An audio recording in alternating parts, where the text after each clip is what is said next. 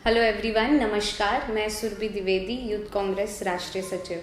स्त्री लीड्स जो कैंपेन हम हमारी महिलाओं को और जोड़ने के लिए, लड़कियों को और जोड़ने के लिए कर रहे हैं यूथ कांग्रेस से, उसकी सीरीज़ में आज हमारा नेक्स्ट एपिसोड है, जिसमें मेरी खुद की अपनी इंस्पिरेशन हरियाणा से आई हुई एक ऐसी महिला जो सिर्फ वहाँ की महिलाओं के लिए, लड़कियों के लिए नहीं, पर हर हरियाणवी के लिए एक इंस्पिरेशन है। वैसे ही हमारी कुमारी शैलजा जी, जो कि हरियाणा प्रदेश कांग्रेस कमेटी की अध्यक्षा हैं और फॉर्मर सांसद रह चुकी हैं और यूनियन मिनिस्टर भी रह चुकी है। Thank you so much ma'am for giving your valuable time to us. So ma'am, starting with the entire series, आपसे बस यही जानना है कि आपकी जर्नी कैसे शुरू हुई मैम? शुरुआत तो संगठन से भी हुई, लेकिन मैंने चुनाव लड़ा था 1988 में, पहला पार्लियामेंट का। वो तो चुनाव हार गए, लेकिन उसके बाद मैंने महिला कांग्रेस में काम किया और 91 में फिर से चुनाव लड़ा, जो कि जीते। और उसके बाद मुझे मौका मिला सांसद के रूप में और केंद्रीय मंत्री के रूप में, और उस समय से निरंतर राजनीति में सक्रिय रहे और चुनाव लड़े, अनेकों चुनाव लड़े, जीते भी, हारे भी, और संगठन में भी काम किया। तो ये एक लंबा रास्ता तय किया है अभी तक। Thank you so much. So ma'am, जैसे कि आपने बताया, इतने सालों से आप राजनीति में हैं, अभी भी महिलाओं को बहुत कुछ फेस करना पड़ता है। ये बार बार कहा जाता है कि राजनीति पुरुषों का क्षेत्र है, तो उस समय तो मैम आप पर और ज़्यादा चैलेंजेस रहेंगे। तो ऐसे कौन से मेजर चैलेंजेस थे जो आपको लगा है, बिकॉज कि वो चीज़, जो भी चैलेंज आ रहा है वो इसलिए आ रहा है क्योंकि आप एक महिला हैं, क्योंकि आप यूनियन मिनिस्टर भी रह चुकी हैं मैम। तो अगर आप उससे जुड़ा हुआ कोई किस्सा सुनाना चाहें। देखिए, चैलेंज तो हमेशा रहते हैं, किसी भी फील्ड में आप जाएं, और ख़ास करके महिलाओं के लिए कार्य क्षेत्र में, चाहे कॉर्पोरेट में काम कर रही हैं, चाहे कहीं किसी लेवल पर भी आप कार्य कर रहे हैं, तो राजनीति भी हमारे समाज का ही एक हिस्सा है। तो क्योंकि जैसा आपने कहा, हर तरह से, हर लेवल पर, हर क्षेत्र में एक पुरुष प्रधान जो बोलते रहते हैं हम जी, वो एक है, तो अपने आप में एक चुनौती है। पर उसके बावजूद मैं समझती हूँ कि अगर कार्य हम पूरी निष्ठा से करें, मेहनत से करें, तो कोई ना कोई आपकी मदद करने को भी आ जाता है। और ये अगर हम मन में ठान लें कि हमको काम भी करना है और साथ में मिलकर चलना है, तो एक दूसरे की मदद भी हम कर सकते हैं। क्योंकि कभी कभी कोई मौके ऐसे आते हैं जब मदद की आपको भी ज़रूरत पड़ती है और आप भी उस पोजीशन में हैं कि आप किसी की मदद कर सकते हैं। मेरे साथ हुआ कि चुनाव मैंने लड़ा 88 में, लेकिन 89 में जब जनरल इलेक्शन आया तो मेरी टिकट, जो भी कारण रहे, टिकट कटी, तो मुझे ज़ीरो से फिर से शुरुआत करनी पड़ी। तो शुरुआत की, लेकिन हिम्मत नहीं हारी, मेहनत करते रहे। और 91 का जब चुनाव आया तो नेचुरल चॉइस बन पाए, क्योंकि मेहनत की थी और लगे रहे थे। तो ये एक रहता है कि मेहनत और निष्ठा से मेहनत करना ये बहुत ज़रूरी है। सीजनल मेहनत का कोई मतलब नहीं। Exactly ma'am, that's very true. तो मैम, जब शुरुआत की राजनीति में, तो क्या आपने पहले से सोचा था कि हाँ मुझे राजनीति करनी है, या आपने कहीं से इंस्पिरेशन लिया था? क्या ऐसा रीज़न रहा कि आपने सोचा अब राजनीति में? देखिए, ऐसा है, जब हम छोटे थे तो सभी लड़कियों के लिए केवल एक इंस्पिरेशन थी, और वो थी इंदिरा जी। सब देखते थे कि इंदिरा जी हैं, और मतलब एक उनका ऐसा परसोना था कि सबको लगता था। बल्कि मैं छोटी सी थी तो जो हमारे कुक थे जी, जिनको मैं बहुत प्यार करती थी जी, तो मैं उन्हीं की पीठ पर लटकी रहती थी हमेशा। तो वो हमेशा, मैं बहुत छोटी तभी, इसको तो हमने इंदिरा गांधी बनाना है, इसको हमने इंदिरा गांधी बनाना है। ओके। क्योंकि उस समय सबके लिए वो था। लेकिन उनके अलावा क्योंकि घर में मेरे फादर वो भी राजनीति में थे, मिनिस्टर थे, एमपी थे पहले MLA मंत्री, जॉइंट पंजाब में भी रहे, तो obviously he was also my major inspiration at home. और जब वो नहीं रहे तो मुझे मौका मिला, चुनाव लड़ने का मौका मिला, इन द सेंस कि मुझे कहा गया पार्टी की ओर से, राजीव जी की ओर से, कि तुम्हें चुनाव लड़ना है। तो चुनाव लड़े, लेकिन उसके बाद उतार चढ़ाव बहुत आए, ठोकर भी खाई राजनीति में सबकी तरह। तो ये सब चलता है, सब चलता है। और कार्य में अगर फोकस रहे, हमारा फोकस रहना बहुत ज़रूरी है। एग्जैक्टली कि अपने सामने हम ये रखें कि हमने ये कार्य करना है, तो उसमें फिर आप पीछे नहीं हट सकते, हटना नहीं चाहिए। तो ये चाहे महिला हो चाहे पुरुष हो, यूथ कांग्रेस में आप हैं, लड़के हैं, लड़कियां हैं, तो कई बार मैं देखती हूँ कि आप जैसे लोग बीच में समझ में नहीं आता कि किधर जाएं, क्या करें। तो फोकस रखिए और गोल रखिए और कार्य करिए। मेहनत, काम जो मेहनत करता है उसकी सबको ज़रूरत होती है। बिल्कुल सही मैम। मैम जैसे हरियाणा एक ऐसा स्टेट है जहाँ से बहुत ही या तो टैलेंटेड यंगस्टर्स निकल कर आते हैं, वो किसी भी इंडस्ट्री में हो या स्पोर्ट्स में हो, या तो फिर ऐसी बातें सुनने में मिलती है कि वहाँ पर महिलाओं पर जो है या तो अब तो कम हो गया है, काफ़ी कम हुआ है कुछ, क्योंकि वो पूरा सोसाइटी में ही चेंज आया है थोड़ा बहुत, अभी महिलाओं के लिए और जेंडर सेंसिटाइजेशन थोड़ा बहुत आ गया है। तो मैम ऐसी क्या आपको कारण लगते हैं? अभी हम देखें तो पूरे भारत में 50% महिलाएं हैं, हमारे देश में ऑलमोस्ट 48% महिलाएं हैं, लेकिन महिलाओं का नेतृत्व और जो उनका रिप्रेजेंटेशन है वो पॉलिटिक्स में बहुत कम है। हमारे MPs भी हम देखेंगे तो the percentage of women MPs are very less. तो ऐसा क्या कारण आपको लगता है, हरियाणा सेंट्रिक भी और पूरा देश के नज़रिए से भी देखा जाए, कि क्यों महिलाओं का नेतृत्व इतना कम हो रहा है वहाँ से?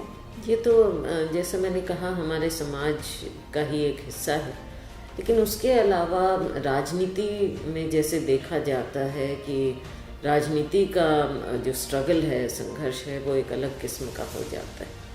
तो उसमें लड़कियों के लिए, महिलाओं के लिए आसान नहीं होता।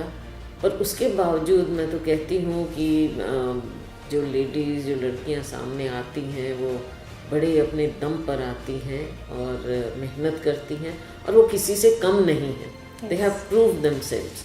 तो इसके अलावा मैं समझती हूँ कि एक और का बात है जिस पर हमें गौर करना चाहिए, कि इतनी लड़कियां हैं, महिलाएं हैं जो आने की क्षमता है उनमें, लेकिन मौका नहीं मिल पाता। तो तभी हम पहले से बात करते हैं कि महिलाओं के आरक्षण की ज़रूरत है। बिल्कुल। और वो भी अभी आपने कहा 50% के करीब हमारी जनसंख्या है, हाँ। आबादी है, लेकिन हम मांग रहे हैं केवल 33। Exactly. आप ये देख लीजिए कि अभी हम मांगने के लिए भी केवल 33 मांग रहे हैं। बिल्कुल सही। और वहाँ तक भी नहीं पहुँचे हैं। ये सरकार नहीं मान रही है। हमारे समय में, कांग्रेस के समय में हम लेकर आए थे, पारित भी किया था। ये सरकार तो बिल्कुल पीछे हट रही है, कोई इनकी सोनिया जी ने लेटर भी लिखा है इन्हें, सोनिया जी ने बार सोनिया जी ने इसे उठाया, लेकिन ये सरकार मानती नहीं है।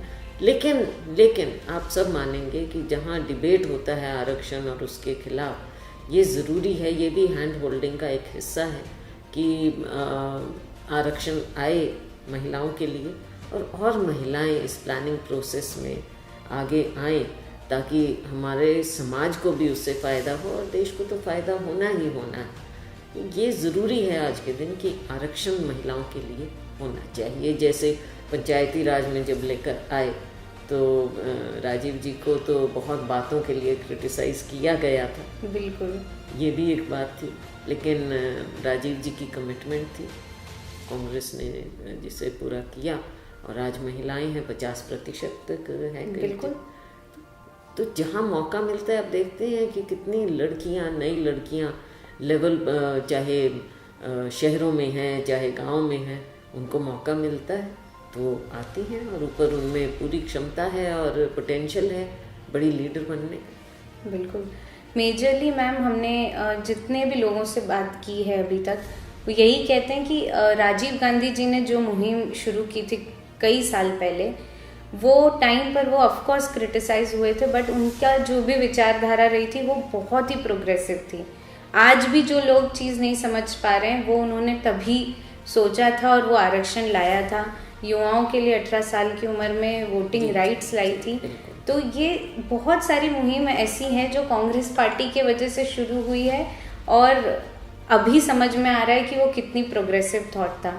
तो मुझे यही लगता है कि ये भी लोगों को देखना बहुत ज़रूरी है कि मुद्दे तो हमेशा रहेंगे, लेकिन कौन सी पार्टी किस तरफ थी उस मुद्दे को लेकर वो भी बहुत ज़रूरी है। मैम, जैसा कि आपने कहा 33% विमेन रिजर्वेशन की आपने बात की, यूथ कांग्रेस ने अभी नेशनल कमेटी में अपने 33% विमेन रिजर्वेशन कर लिया है। हम एकमात्र ऐसे संगठन है जिसमें 33% विमेन ऑलरेडी आ चुकी हैं और रिजर्वेशन को लाया गया है, जिसके वजह से बहुत सारी लड़कियों को आज राष्ट्रीय स्तर पे काम करने का मौका मिल रहा है। और भी बहुत सी ऐसी लड़कियां हैं, महिलाएं हैं जो हमारे प्रदेश स्तर पे और जिला स्तर पे हमारे साथ जुड़ना चाहती हैं। तो मैम, उनके लिए आपका क्या मैसेज रहेगा? मेरा मैसेज यही रहेगा कि जैसे यूथ कांग्रेस में शुरुआत की है आपने, और ये तभी मुमकिन हो पाया जब राहुल गांधी जी ने ये इस बात को चलाया और ना केवल कहा लेकिन करवाया। बिल्कुल। मैं अपना आपको उदाहरण देना चाहूँगी कि राहुल गांधी जी आए थे हरियाणा में, पंजाब में गए थे, ट्रैक्टर रैली की थी जी। तो बहुत बड़ा क्वेश्चन मार्क था कि हरियाणा में कौन चलाएगा ट्रैक्टर, क्योंकि पंजाब में वहाँ के पीसीसी प्रेसिडेंट ने चलाया था जी। तो शायद सोच ऐसी थी कि लोगों को ये नहीं लगा होगा कि हरियाणा में कोई महिला चला सकती, लेकिन राहुल जी ने मुझे कहा चलाने को और मैंने ट्रैक्टर चलाया। कहने का मतलब ये है कि राहुल गांधी जी की सोच ये है कि जहाँ भी हो सके महिलाओं को, और आपने देखा एक बार नहीं बार बार उन्होंने He speaks of women empowerment. Of course, every time. Youth Congress is showing the way. तो मैं चाहूँगी कि आपके माध्यम से और लड़कियाँ जुड़ें जिनमें एक लालसा है आगे बढ़ने की, काम करने की, एक विचारधारा की। और कांग्रेस की विचारधारा आज के दिन देश के लिए सबसे ज़्यादा अनिवार्य है। और ये ओपनिंग है, ये मौका है यूथ कांग्रेस के माध्यम से लड़कियाँ आगे आएँ, राजनीति में आए, संगठन का कार्य सीखें, और जो हमारा एक गौरवपूर्ण इतिहास है हमारी आज़ादी की लड़ाई का, हमारे देश का, उसके बारे में भी सीखें और उसको कैसे आज के दिन हमने देश को अपने विचारों से बचाना है।